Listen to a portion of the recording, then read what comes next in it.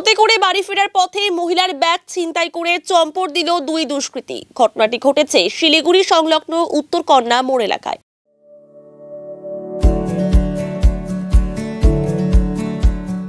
Pampered, not just a hospital, but a mother.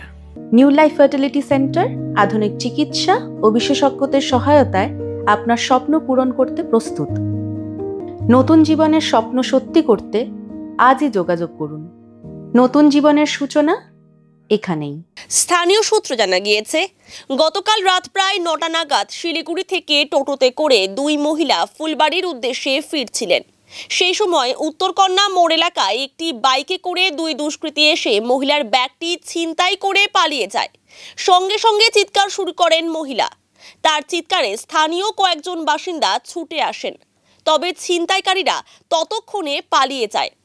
এ বিষয়ে বাসন্তী মণ্ডল জানান, আমি শিলিগুড়িতে কাজ শেষ করে বাড়ি ফিরছিলাম। হঠাৎ বাইকে করে দুজন এসে আমার ব্যাগ ছিনতাই করে।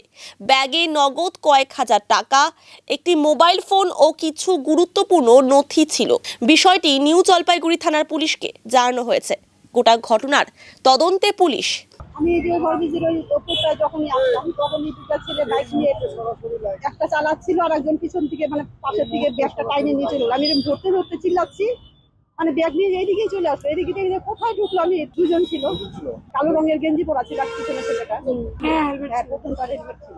রিটার্ন ছিল ওখান থেকে মাল্টি লেভেলের রিটার্ন টাকা ছিল, ৫,০০০ টাকা ছিল, আমার পার্সোনাল ২০০ টাকা ছিল, মোবাইল ছিল আমাদের।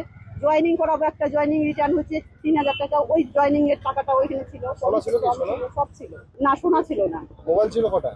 মোবাইল একটা ছিল, আমার আলমারির চাবি ছিল। এনটিএস মোড় মাল্টি লেভেল জুয়েলার্স। এই ঠিক ওই জায়গাটা। আমি তো এখন বলবো পিছাই হয়তো করতে, পিছাই না করলে কি করে বুঝবো?